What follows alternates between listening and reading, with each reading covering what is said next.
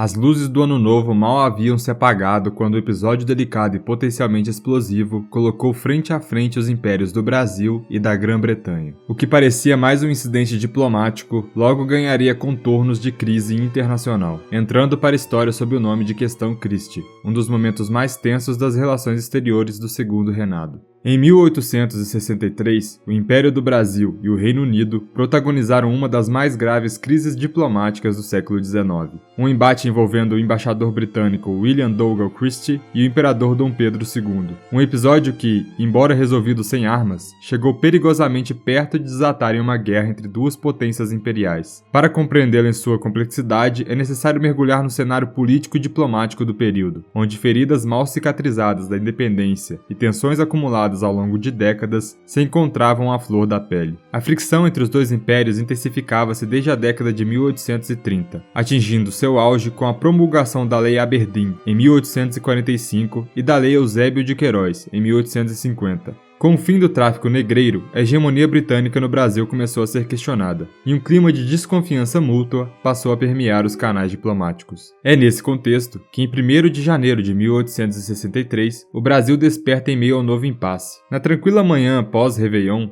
12 embarcações brasileiras foram apresadas por navios britânicos sob o comando do almirante Richard Lade Warren, na Baía de Guanabara. A ordem partira de William Dougal Christie, embaixador britânico no Rio de Janeiro, que já acumulava um histórico de desentendimentos com o governo imperial. A justificativa britânica era de responder a 2 episódios prévios: o saque na embarcação inglesa Prince of Wales, ocorrido em 1861 no litoral do Rio Grande do Sul, e a prisão de 2 súditos britânicos acusados de desacato e roubo. Embora o Brasil já estivesse conduzindo investigações e apresentasse sinais de boa vontade diplomática, Christie considerou insuficientes as respostas imperiais e autorizou, de forma unilateral, uma ação militar em plena costa brasileira. A reação foi imediata e inflamável. O Rio de Janeiro mergulhou em comoção. Nas praças, ecoavam discursos em defesa da soberania nacional. Multidões enfurecidas cercaram o consulado britânico exigindo explicações, enquanto Dom Pedro II era pressionado por todos os lados, desde a população nas ruas até os parlamentares no Paço Imperial, a não ceder à humilhação estrangeira.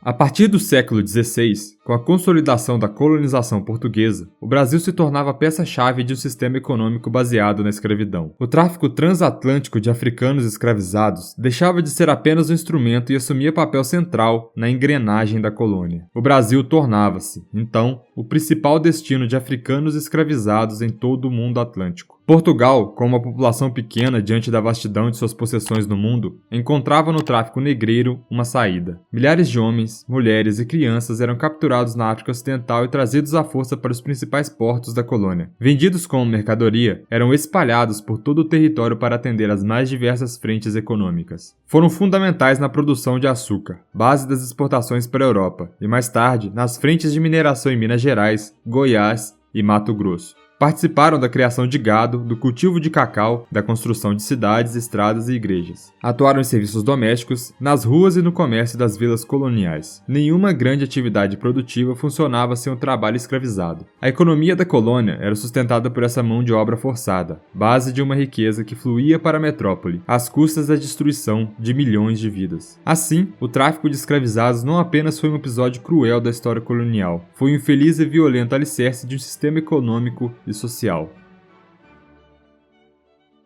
Até o fim do século XV, a Inglaterra era um país agrário, estruturado no feudalismo. A produção girava em torno da subsistência, o comércio era limitado e a vida seguia um ritmo rural e local. Mas entre os séculos XVI e XVIII, tudo começou a mudar. A expansão marítima, o comércio internacional, o acúmulo de riquezas e a expropriação de terras camponesas abriram espaço para o surgimento do capitalismo comercial, preparando o terreno para a maior transformação da história moderna, a Revolução Industrial. Por volta de 1760, a Inglaterra tornou-se o berço dessa revolução. Máquinas como o tiar mecânico e a máquina a vapor substituíram a força humana. A produção se acelerou e as fábricas passaram a dominar as cidades. Começava a era do trabalho assalariado urbano. Essa revolução foi tanto tecnológica quanto social. Milhares deixaram o campo e migraram para os centros industriais. Desempregados e sem terras vendiam sua força de trabalho por salários baixos. Com o avanço industrial, a Inglaterra assumiu a liderança econômica global. Londres tornou-se o centro financeiro da Europa, enquanto companhias como a Britânica das Índias Orientais garantiam acesso a mercados e matérias-primas na Ásia. O modelo inglês espalhou-se pelo mundo. Países como o Brasil, ainda coloniais, especializaram-se na exportação de produtos agrícolas e tornaram-se dependentes das manufaturas europeias. Estava formada a nova divisão internacional do trabalho. A produção em massa exigia novos consumidores, e a publicidade passou a estimular desejos artificiais para garantir a circulação de mercadorias. Nesse cenário, a escravidão passou a ser vista como obstáculo. Como os escravizados não recebiam salário, não podiam participar do mercado como consumidores. Por isso, o pensamento liberal europeu passou a condenar moralmente a escravidão. A Inglaterra, interessada em ampliar seus mercados consumidores, liderou campanhas internacionais contra o tráfico negreiro, pressionando o Brasil e outros países a abolirem esse regime.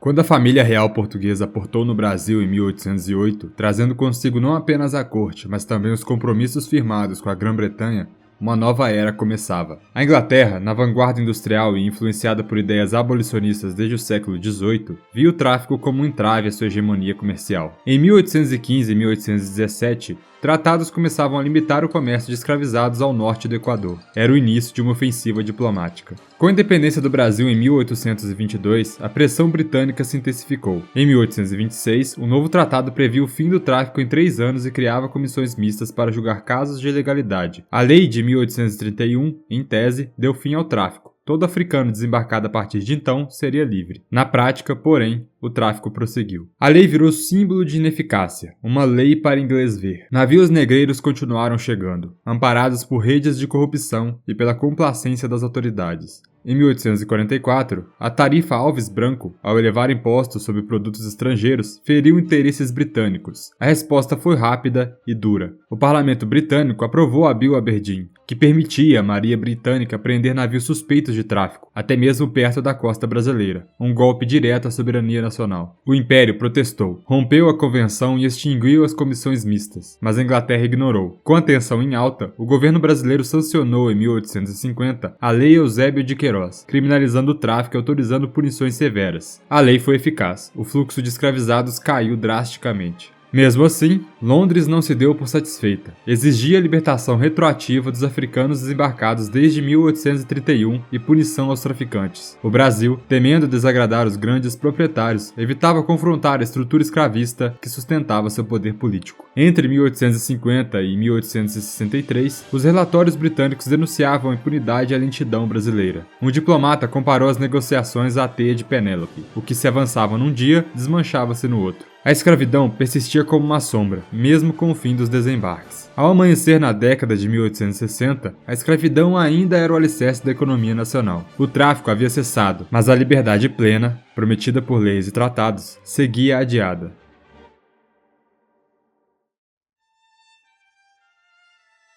Quando Sir William Dougal Christie desembarcou no Rio de Janeiro em 1859, o fazia como veterano da diplomacia britânica, com passagens por Genebra, Buenos Aires e territórios da América Central. Mas agora, como ministro plenipotenciário da Grã-Bretanha no Brasil, Christie assumiu uma tarefa sensível: pressionar o Império a responder por práticas que o mundo começava a rejeitar. Oficialmente, sua agenda parecia rotineira: renegociar tratados, discutir navegação no Amazonas, resolver pendências comerciais e diplomáticas. Nos bastidores, porém, a missão era outra. Lord John Russell, chefe do Foreign Office, o incumbira de investigar discretamente 4 pontos. Se o tráfico atlântico havia de fato cessado, qual era a real situação dos africanos libertos? Se havia planos para substituir a mão de obra escrava e como andava a política imigratória brasileira. Entre 1860 e 1863, Christie insistiu para que o governo brasileiro entregasse os registros de libertos, como previa a lei de 1831 e depois a de 1850. O Brasil se calou, propôs até ajudar na organização da lista, mas ouviu um não protocolar. Lá fora, o mundo se transformava. Em 1862, os Estados Unidos aprovavam o Second Confiscation Act, libertando os cativos ligados aos senhores confederados. Em setembro, Abraham Lincoln lançava a Proclamação de Emancipação. Ainda era parcial, mas era um marco. A Guerra Civil Americana se tornava uma batalha aberta contra a escravidão, e o impacto era global. Christie percebeu a brecha. O momento internacional favorecia os argumentos britânicos. A escravidão já não era apenas um assunto interno, era um problema político, moral e diplomático. Christie escarnava o papel de fiscal de um sistema que insistia em não morrer, mesmo diante de um mundo que já começava a enterrar suas correntes. Pouco depois, esse atrito constante resultaria em um confronto direto, a questão Christie, crise diplomática que abalaria as relações entre o Brasil e o Reino Unido e colocaria a escravidão brasileira sob o olhar atento de toda a comunidade internacional. Junho de 1861. No extremo sul do Brasil, entre dunas solitárias e mares traiçoeiros, o destino de um navio britânico se selaria de forma trágica e enigmática. O Prince of Wales, veleiro de 4 mastros vindo de Glasgow com destino a Buenos Aires, encalhou nas costas desertas do Albardão, a 87 quilômetros da foz do Arroio Chuí. O navio adernou, a maioria da tripulação desapareceu nas ondas. Os poucos corpos que o mar devolveu estavam sem pertences. 6 foram enterrados por nativos, outros 4 enviados para sepultamento. Fragmentos do navio jaziam na areia ao lado de bíblias em inglês, caixas abertas e anotações sobre salários, e nada da carga. Para o cônsul britânico no Rio Grande do Sul, Henry Prendergast Vereker, algo não batia. As explicações locais soavam vagas. O juiz de paz, Bento Venâncio Soares, confessou ter pegado uma das bíblias. O inspetor distrital, Faustino José de Oliveira, seu genro, portava escolta armada e impediu investigações adequadas. Era o prenúncio de um escândalo. Londres reagiu. Com o respaldo da chamada diplomacia da canhoeira, o ministro William Christie e o diplomata Evan Bailey pressionaram para o governo imperial. Um navio de guerra foi enviado ao sul. A missão? Apoiar Vereker, proteger os bens britânicos e descobrir a verdade. Mas a resposta brasileira foi evasiva. Autoridades locais trataram o caso como um acidente natural. Nenhuma menção à tripulação, nenhum culpado. Para os britânicos, o silêncio era ensurdecedor. O contra-almirante Warren relatou os sinais: botes salva-vidas intactos, caixas secas por dentro, ausência de cadáveres, as 2 bíblias na casa do juiz. Cada pista parecia gritar: assassinato, saque. Mesmo com presença militar britânica na região, as investigações emperraram. Vereker e o capitão Salmares relataram frustração e falta de cooperação. A história parecia enterrada na areia do Albardão, mas não foi esquecida facilmente por Christie.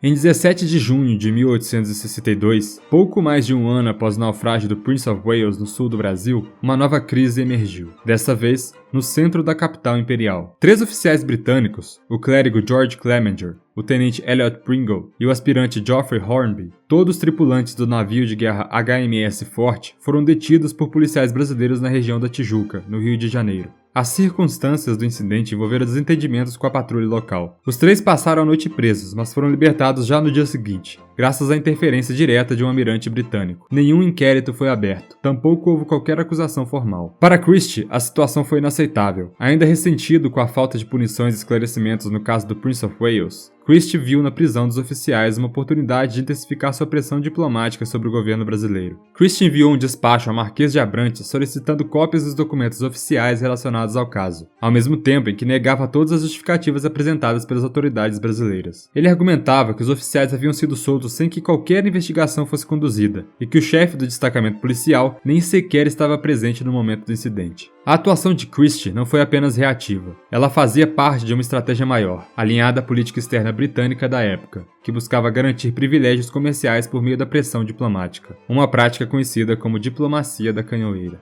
No Brasil, o episódio causou mal-estar político. Enquanto parte da elite via as exigências britânicas como excessivas e humilhantes, outros temiam as consequências de um confronto direto com a potência europeia. A crise escalava, e a relação entre os 2 países caminhava para um ponto de ruptura.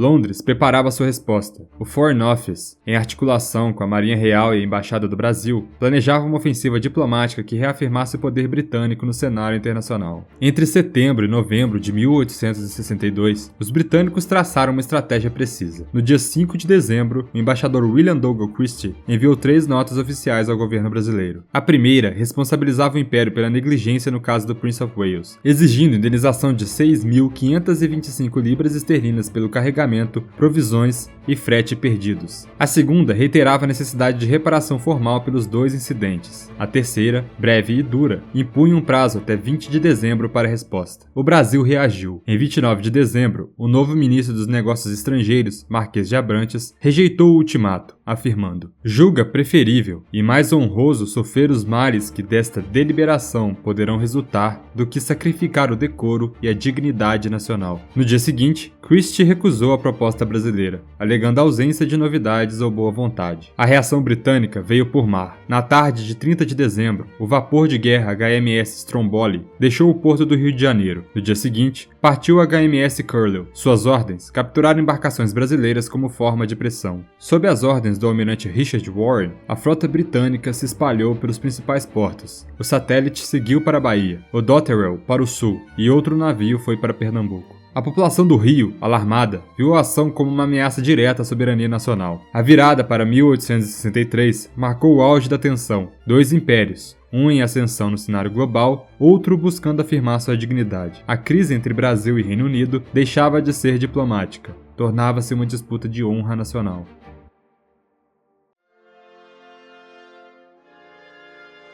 Enquanto os navios da Marinha Real Britânica tomavam posição na Baía de Guanabara, uma guerra muito mais sutil já estava em curso. Travada não com armas, mas com palavras. O Império do Brasil, sob Dom Pedro II, mobilizava sua própria estratégia. Não era naval, era narrativa. De forma cirurgicamente calculada, documentos diplomáticos trocados entre os governos brasileiro e britânico foram vazados à imprensa. Não foi acidente, era propaganda e ela funcionou. No coração da capital imperial, em frente à Praça do Comércio, o ministro João Lins Vieira Cansanção de Sinimbu, titular da pasta da Agricultura, Comércio e Obras Públicas, subiu ao púlpito. Seu discurso foi incisivo, apontou o dedo ao embaixador William Douglas Christie, acusando-o de ser o maior obstáculo às relações entre os dois países. A plateia ouviu, o país também. Nos dias que se seguiram, o Diário Oficial publicou artigos insinuando que Christie agia sem aprovação da própria coroa britânica. O recado era claro, a crise não era culpa do Brasil, a culpa era de um diplomata intransigente e desonroso. O povo respondeu, o embaixador virou persona non grata, um símbolo do abuso estrangeiro. Christie tentou reagir, tornou públicos os despachos diplomáticos, na esperança de provar que havia fundamento em suas ações, mas já era tarde. A opinião pública, cuidadosamente cultivada pelo governo brasileiro, não lhe dava mais ouvidos. Foi então que Dom Pedro II agiu. Deixando o Paço Imperial, o imperador se dirigiu à multidão reunida e ali declarou com firmeza: "Eu perderia a coroa, mas não me humilharia ao estrangeiro."